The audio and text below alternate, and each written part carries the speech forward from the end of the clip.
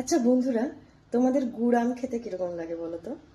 আমার তো আমটাই ফেভারিট, ভীষণ ভালো লাগে আম। মানে সমস্ত ফলের মধ্যে আম, লিচু তো আমার কাছে দ্য বেস্ট। আর মায়ের হাতের যদি তৈরি থাকে এইরকম গুড় আম, তাহলে তো জমে যায়। আজকে টিফিনে নিয়ে যাচ্ছি আমি এই গুড় আম, মা বানিয়ে দিয়েছে, এই দেখুন। তো মা দারুণ বানায় এটা, আমার মামা বাড়ির দিদার রেসিপি।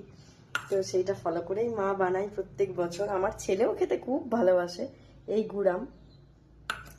তো আপনাদের কিরকম লাগে এই গুড়াম? আপনারাও বানান, নিশ্চয়ই বানান, বাড়িতে বানান। তো আমার খুব ইচ্ছে ছিল এই রেসিপিটা শেয়ার করার, কিন্তু আমি অফিসে থাকাকালীন মা বানিয়েছে, তো সেই কারণের জন্য মা যেটা বানাচ্ছে সেটাকে ভিডিও ক্যাপচার করতে পারলাম না।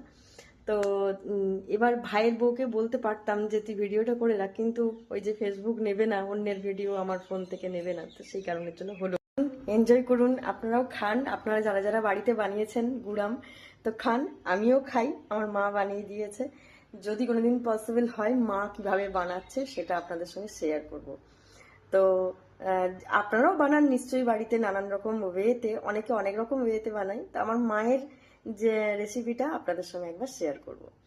তো চলুন, আমার মায়ের হাতের বানানো এই গুড়াম আজকে টিফিনে নিয়ে যাব, খাবো।